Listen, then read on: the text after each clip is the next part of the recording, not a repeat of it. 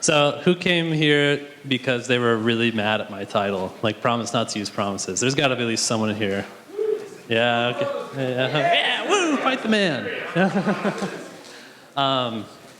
Yeah, we just got him, right? Like, we fought so hard to get him actually in the language, got him in the language, and now I'm here on stage telling you, stop using them. I wasn't expecting applause. I was expecting, there's a lot of Angular people here that are just like, yeah, promises everywhere. And don't get me wrong, I actually do like promises. Just promise not to use them. So I figured there'd be Angular developers at the door just passing out, here's your torch, here's your pitchfork, and then just like mob me as soon as I got in here, right? And this was what I was expecting the audience to look like during my presentation. By the way, I am going to try and set the world record for most animated GIFs during a presentation. Okay. Let's talk a little bit about the async story in JavaScript. We started out with callbacks and we ended up with callback hell. And now we have been reeling for like 10 years trying to fix callback hell, right?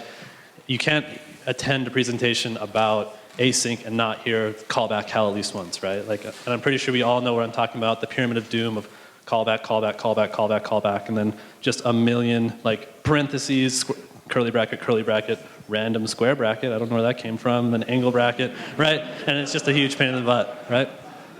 You introduce JSX and there's additional angle brackets and then you're like, I don't even know what's going on anymore. So we've been trying to fix this for 10 years. We came up with promises. Those are really helpful, especially if you're using them correctly, right? Like you return them at the end and then you call done at the end of the promise chain, or else you get like swallowed errors everywhere. Yeah, what's up? You didn't mention named functions. Named functions? What about them? Okay. Yeah. Apple products don't fail me now. What is going on? Okay, let's show navigator. Maybe I'll just stay here. All right. I swear I'm like spoiling all my jokes. Okay, so ended up with promises. Promises are pretty awesome. And then we got generators. Anyone here using generators, at least for fun and profit? I see a couple hands. Anyone actually using them in production? Any brave souls? Yeah, a couple of them. Is it Koa? That's usually what a lot of people are using generators for, which is really cool. I gave a presentation on it a couple months ago, and yeah, they're super fun. And then we're gonna get async await, which I'm super duper excited about. Yeah. But we haven't really talked too much about observables and observers. So just by a raise of hands, who's like pro, I know observables, or I'm using RxJS in production kind of stuff. Okay. Who knows what an observable is, like more or less? And who is just like looking at me like, what are you talking about? Okay. So I got like half and half there, I'm gonna guess. The people that didn't really know, I think were too ashamed to raise their hand, which is fine. You can say I don't know. That's okay. I didn't know if they were until I started on Netflix. So you already saw my joke, but what's an observer? Come on. Okay, come. I expected a lot of laughs out of that. So observables are a way of dealing with async code.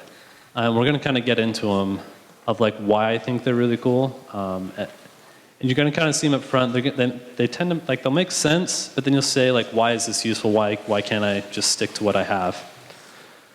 It's kind of similar to PubSub, and I'm hesitant to draw this conclusion because a lot of people will go ahead and then like take the next leap that it is PubSub, and it's not. You can use observables to model PubSub, but it's not the same thing. And I can kind of go into it later of why they're different, but just know that they're not the same. Okay? So there are objects informing, they essentially say like, I'm going to subscribe to this, something that I can observe, and then I'm going to be notified of publications onto this observable. So the observer, in fact I have this right here, so you have the observers over there and the observable, right? And the observers are informed of all the changes that are being published on the observable, right? And so those publishes can happen 1 time, 0 times, 100 times, you have no idea. Or I guess the observables are flexible enough that they can handle any amount of those. If anyone has any questions, please just throw something. Rotten vegetables, that's fine. I think they were handing them out at the door from the Ember crowd. Okay, so a lot of you are probably saying like, cool story, bro. Like, I don't care, right? Like, you basically just described like an object-oriented version of PubSub. That's actually not too far from the truth, right? Thanks, Mr. Costanza. But here's where it gets kind of interesting, is you can start treating them like arrays. Now, who here likes like the functional programming foo kind of stuff, right? It's kind of like a new, I don't want to say, it's obviously not a new thing, right? I would not assert that. But it's kind of a emerging consensus, I want to say, amongst JavaScript, that that's a good way to code. And so we're kind of seeing more things like map, reduce, filter, kind of filtering into our language, right? Or at least into a lot of our code. And so reactive programming, when I say reactive programming, a lot of what at the base of reactive programming is observables, which is not to be confused with React. I realize that a lot of this language is really similar to each other. So React is not reactive. Just keep that in mind as well. I'm confusing myself, I'm sorry. So, all this to say, you would get to apply all of our functional programming foo to observables, and it's going to end up being, we can make some really powerful new paradigm, or like new coding paradigms with this. So let's just take the most basic and also probably the most common example of demonstrating observables is it's just a stock ticker, right? So up there is you have relatively what the Netflix price is. Actually, I think it's closer to 104 today. Go team. That you have these publishers that are going to tell you it's $95 now it's 96, right? And it's just going to, over time, tell you what the stock price is, right? So this is pretty cool. There's a bunch of ways you could model this using the various different async tools that we have. You could have a callback that just does something. You could, chain promises together. You could use a generator. You could await these changes. I mean, there's a ton of different ways, but I'm going to explain to you why it's compelling to try and model this using observables. So this in of itself, one stock ticker is not so interesting, but if we start having more and more different kinds of stocks coming in, then we can start combining them in interesting ways, right? So let's talk about, we have these different observables. We can now map them together, right? So let's say we had to update a UI with just the latest tech stock update every single time. It's not a very interesting app, but you kind of can see where I'm going with this, right? That you can now map over every single piece of data that's coming in. So let's actually go back to this. Like, assume that these dots are representative temporally, right? So at the beginning, all three of those are coming in at the same time. But then, 45 for Microsoft will pop up, then 96 for Netflix will pop up. So I think that's pretty compelling, that you can start combining these observables together, right? You can concatenate them, so you could show, all of the Microsoft ones, and then as soon as that one finished, it would say, okay, now I'm going to release all the Netflix ones, and then it's going to be all the Adobe ones, and it's going to concatenate them together. You can filter them. For example, if you only wanted to show stocks that are going up over time, so if it's going down over time, you don't show it. If it's going up, then you show that one. Or you can reduce it, and you can show the stock after all these that come in together, right? So you can basically think of them as never-ending arrays, right? And that's really powerful. You can treat data that you don't actually have yet, that you don't actually know when you're going to get, and you can treat it almost as if it was present. Now, this is actually kind of the methodology that went into Falcor. Anyone here using Falcor at all? Anyone know what Falcor is? Okay, yeah. Woo. Falcor is an open source library that Netflix put out about a month ago. It's a similar story to the GraphQL relay story. We kind of approached it from a different way and totally independent separately. But I would suggest looking at it. It uses observables quite extensively, at least underneath the hood. So I'm hoping at this point, this story of being able to treat data there as if it was there, but it's not there, is something that's kind of interesting to you. A lot of you probably came in just kind of staring at me what is he talking about? And I'm hoping at some point during this presentation it's going to yeah, okay, I got it. I was okay, this is really compelling, I like this. Like that's exactly what it was for me. There's a mandatory training that you get when you first join Netflix where Jafar Hussein, who's just like evil genius, smart guy, sits down on you and just pounds into your head like this is what an observable is, never use promises. And it's like indoctrination and brainwashing, really. That's why I'm up here, right? Yeah, and so that's what it was for me. Like I probably had that literal face, and I believe also had the coat on as well when it happened. So once you kind of start grasping this primitive of an observable, everything you start thinking about in programming starts being modeled as like, okay, well that's a flat mat over an observable, right? So you're thinking about, okay, well I have to deal with mouse events. Oh yeah, sure, that's an observable events coming in, right? And you just grab an observable of the events, map over it, and you are now instantly hooked in. It's that easy. If you're polling, then it's just an observable of server responses. But you know what, we need to switch to socket.io. Okay, so you just swap how that observable is communicating, and whatever was on the other end of the observable doesn't care, right? Like it's just getting data. So they're totally, at that point, API compatible with each other. And that's another powerful part of Observable is that contract exists that like, okay, I have all my logic of grabbing things and throwing it into Observable, and the observable over there doesn't care, it just cares that it's getting data. And then that one at the bottom, that was the one that I just struggled for like a week trying to figure out. I was trying to kind of re-implement Redux in terms of Rx, which someone else did and did a way better job than me, so I didn't release it. But I had this idea that I had all these stores that I wanted to subscribe to different stores and an indeterminate amount of stores, right? And so how do you model that using observables? And I had this just crazy idea of like, I don't even remember what it was, but it was terrible. That's probably why I tried to forget it. Me and a little bit of whiskey, we forgot it. And then I was sitting on the bus with Jaffer, because I read the shuttle, like one of those jerks in Silicon Valley does. And I was just asking him, like, how would you model this problem? He's like, oh yeah, that's an observable of observables of actions. And I was just like, observable of observables, like what do I do with that? And I just kind of like stared at him for just a second. And then like my brain just like flew out of my head and exploded. This is actually a real life depiction of what happened at that time. Muscles and everything. So I'm still kind of wrapping my mind around that. We were talking about another thing. We have interesting bus rides, if you can't tell. We were talking about way that we model the movies inside of Netflix, and it's actually a three-dimensional observable of observables of observables of movies. Yeah, so pretty awesome stuff.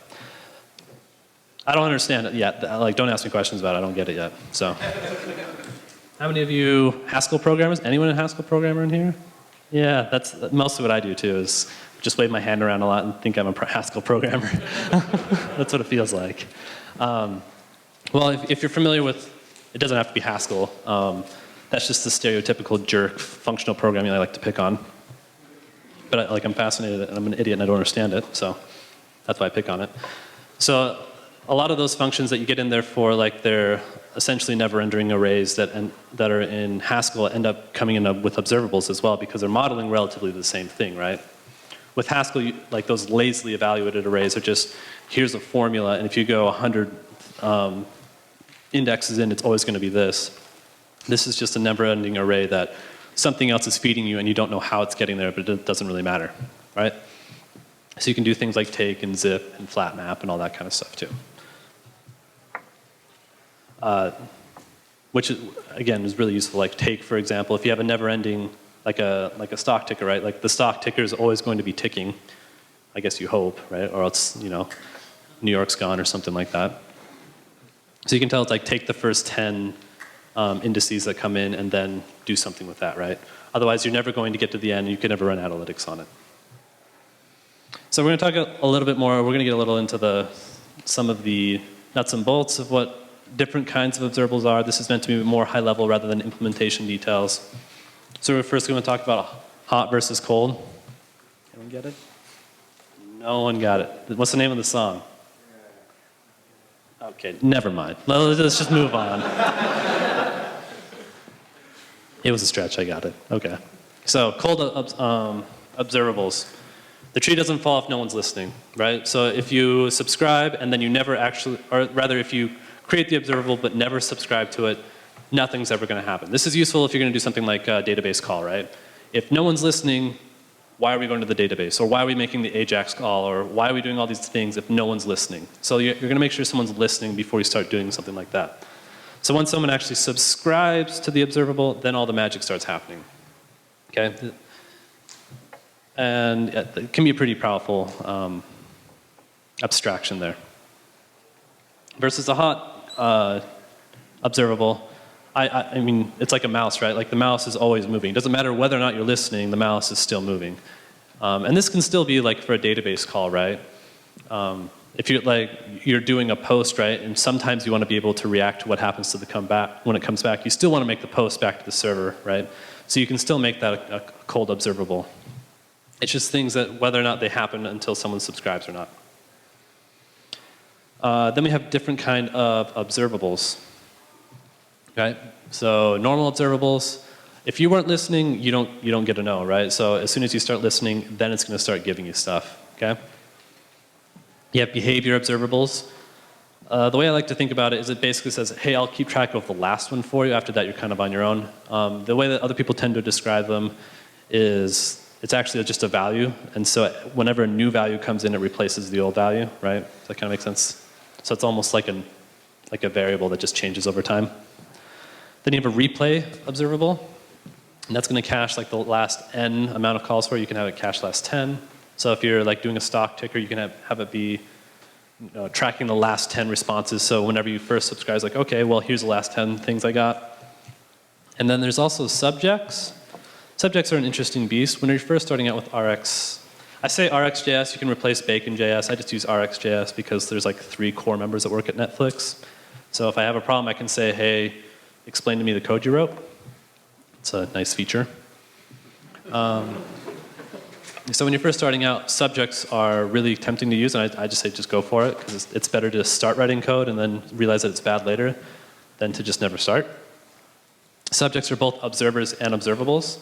So you can, and that seems like it's really confusing. That's mostly because it's pretty confusing. But they are useful when you're starting out because you don't really have to differentiate what's doing the posting and publishing of data and what's doing the listening for it. So you can have the same object doing the same thing. And there's also behavior subjects and replay subjects as well. So those are mostly the same thing. I will also say you don't see many subjects out in the wild, at least not in the Netflix code base. So anything you can do with an iterator, you can do to an observable, and like really, like that's not just me just hand wavy saying yes. There's like math and the scientists involved, and they told me that, so I believe them. It's written on the interwebs. So I'm not a mathematician at all. This is just me parroting what people have told me. But observables are what are the dual of iterators, and if you are a mathematician, I believe the meaning of that is that it is the inverse. Yeah. So how do you get the data out of it? I get that you've got this thing and you can call stuff on it and map it, but like when does it turn into data that you can use? That's kind of like with promises, right? It's like a magical thing and then you have to then it to get the data. Is there like a then that you go to the observable to get your data? Yep. Subscribe. Tell me more. Oh. Yeah. That's it. You just subscribe to it, and it gives you back a subscription object, and then you can get the data out of the subscription. Yeah. That was a good question, though. I'm sure someone else was thinking it. Good question. Anyone else? Yeah. What does the ES7 spec observable add to like knockdown instead of observables for 6 years? Let's talk about that at the end. I have actually a couple slides on it about the ES7 one, and then if you have further questions on it, we can talk about it. Good? Cool. Anyone else? Before I... Same question over here. Oh, yeah. Elm has a notion of lifts. Is this similar to that? Lifts? I'm not familiar enough with Elm to tell you. Sorry. Wish I was. Elm seems really cool on the outside. All right, let's keep going. And got about 15 more slides. So anything you can do to an iterator. So like you can think of iterators as like, we're familiar with iterators, right? You call next on it, it gives you whatever the next thing is, right? And there's that kind of contract that it does a bunch of work and then it gives you something. It's a pull, right? It's a pull, you're pulling data out of the iterator. You can think of observables as it's a push method out of it, right? So it's going to do things, and then as soon as it's done with things, it says, okay, I did things. Have things, right? That's kind of the idea here. So it's whatever you're thinking about iterators, just like flip it over and you have an observable. And like, again, it's because it is the mathematical inverse, like scientifically, whatever you can do to a scientifically. I feel like that like adds legitimacy to whatever I say. Scientifically. Mathematically speaking, okay, I feel like I've beaten that to death. Okay, you get it. So I like this diagram a lot. I pulled this off of the RxJS book. If you have a interactive or synchronous or pull way of getting data, it's a single return value will be an object or like a primitive, right? Like an integer or a Boolean or something like that. And if you have multiple return values, it's going to be, we'll just say array, but it could be like a map or any other things like that. If you have a push methodology, or it's going to be a promise if it's a single value, and it's going to be an observable if it's multiple values. Yes? I see a lot of like just like, what the hell are you talking about, Brian? So yeah, just let that sink in for a little bit. But basically think that, like, you know, integer is to variable as like promises to, did I say variable? I meant array, sorry. Integer is to array as promises to observable, assuming that we're talking about integers, right? So at this point you might be thinking, okay, so like I've at least demonstrated, hopefully to you, some use for observables. Why can't I just use both, right? Like there's, in fact I have a slide for it, huh? It's not like we use arrays for everything. I mean, you can. It's called vector programming, but yeah, like I'm not suggesting that you should do vector programming everywhere. So let me make my case for using observables. You can treat anything async the same, and I think that almost in and of itself is compelling. That if you have something that's async, you just know, subscribe and do this, right? I think that's really compelling. Sorry, newbie. Okay, I think another pretty powerful thing about them is you can then start composing them, right? Because we saw like the map, the concat. You have this now kind of flow control methodology built in, paradigm, I guess is what I'm talking. You have a flow control paradigm built in, and so now like think about if you have like 3 different services. You have to call it to Firebase, you have to call it to the Reddit API, and you have to call out to another API. And let's say maybe that order is important. It's really easy to, like, that flow control is very easy with an observable.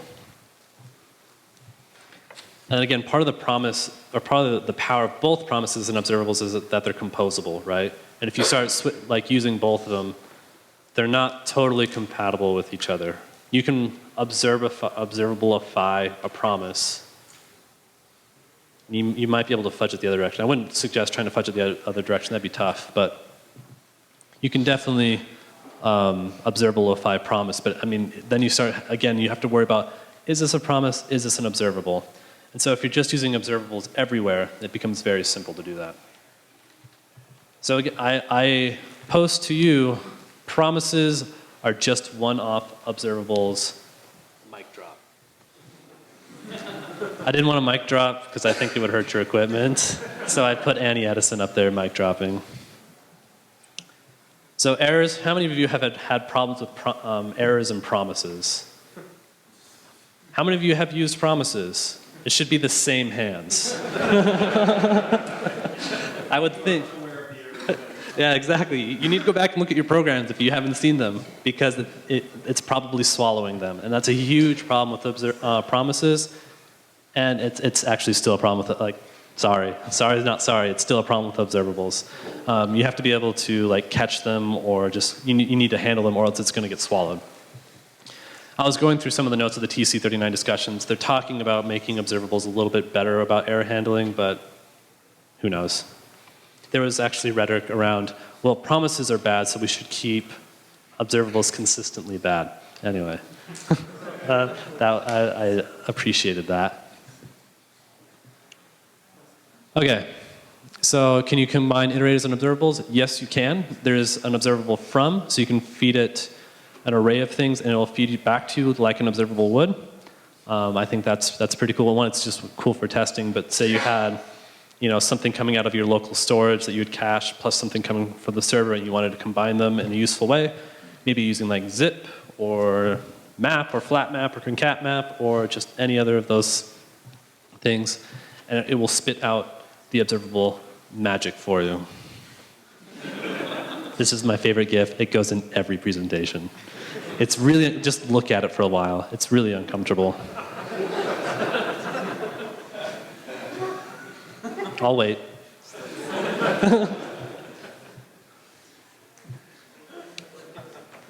Cool. So how about at Netflix? So like I said, I started at Netflix about 6 months ago. And I got there, and my first piece of code, I'm trying to remember what I actually shipped. It was that, so when you sign up for Android, so you sign up for Netflix on an Android browser, so that whenever you go through the App Store, you would download the Netflix app, you would open the Netflix app, and it would sign you in automatically. Pretty cool feature, I think, right? Because most of the time you would expect that, oh, I have to enter my username and password again, which is annoying. So I shipped this feature using a bunch of promises because that's what I was used to using, and I got it out in production, and I got an email saying, your code sucks, go change everything. And I was like, oh, crap, I'm sorry, we'll go back to Reddit.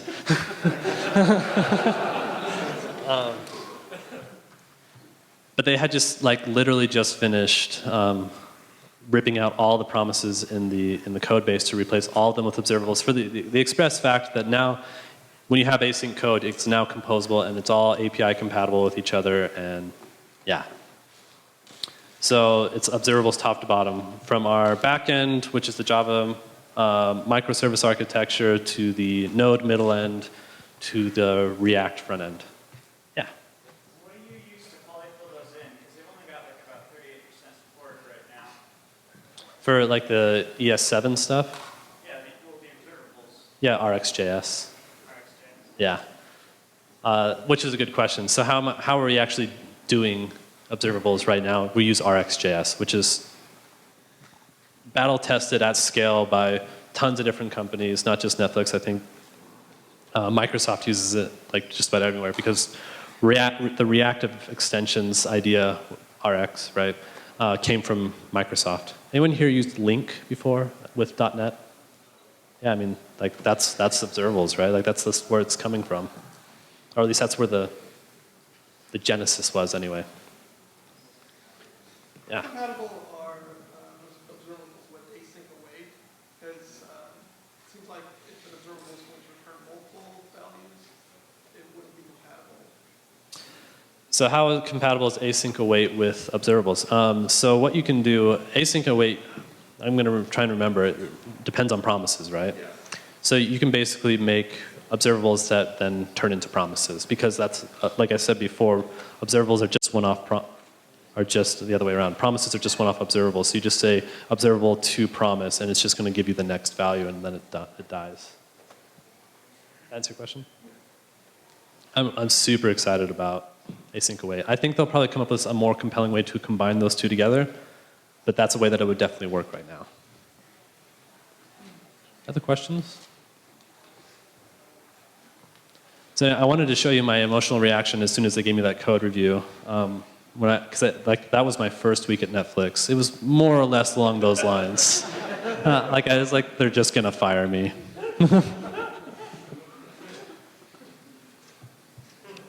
Okay, so using observables in your app. So that's my suggestion for you right now. If you're going to start a new app or anything like that, just go ahead and start throwing observables as much as possible everywhere into there. It's going to be painful at first because you have to kind of get into the mindset of modeling problems using observables. And this is not something that just comes super easily. I'm still learning. Again, when Joffrey just dropped the bomb, he's like, it's observable of observables. And my brain just kind of came a little bit out of my ear. So like that kind of still happens to me a lot. But I would suggest with your public NPM modules, go ahead and keep those using promises. I think it's pretty presumptuous to make other people use observables. That was actually a discussion we had a lot with Falcor.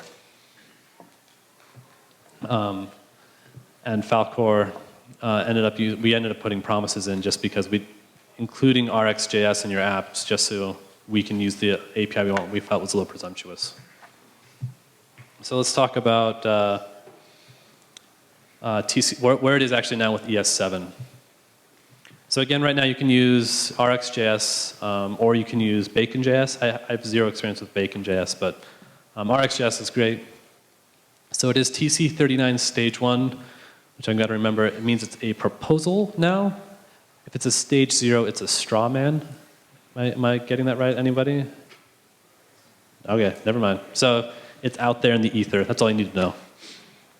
It is looking good to be included for 2016, ES7. At least we're on track for it.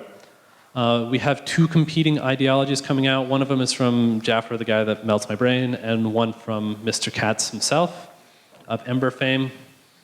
I don't remember the differences, but what Jaffer told me is like he doesn't really care which one goes through. They're both pretty compelling. I think Jaffer is his implementation is pretty true to RxJS, and I think Yehuda has some departures from that, but don't quote me on that. I don't actually know. In any case, they're both great, and either way, the JS community wins. So here's some of the current discussions. I went through about the past month or so of what they're discussing about changes to make, not to make. So synchronous observables, this is actually one of the most compelling features that could be added that is not possible today with observables, is that if you have an observable which has something to do right away, it doesn't wait till the next tick. When I say next tick, most people understand what I'm talking about. With Node, there's the idea of saying .next, or you do like set timeout 0, waits till the thread's idle again, and then it goes, right? So if it's synchronous, it's just going to instantly fire and do something right away. And I think that's really compelling because it's really performant, and it doesn't have to wait till the next tick. So they're talking about adding that in. They're talking about making object.observe an observable. Duh, right? Like that seems to make sense. However, object.observe has stalled. Like it's not coming anytime soon. I think they lost their champion. Champion meaning the person that was pushing it through. And yeah, they're just talking about the best way to express observables. So shut up and take my money. Just kidding. Shut up and tell me where I can learn more. Jaffer has a great presentation on front-end masters. I would definitely, like, yeah, you do have to pay for front-end masters, but I would definitely suggest taking that. It's about a 10-hour course, I think, and it's just awesome. Otherwise, there's the Learn Rx or reactivex.io. There's plenty of resources there. So, I mean, I got through my presentation. No one threw a trident at me, so I'm pretty happy. Achievement unlocked. Cool. So, yeah. That's my talk. You know, if you have questions, I'm going to probably go out to the back and get some water. So if you have any questions, just come follow me out. So thank you.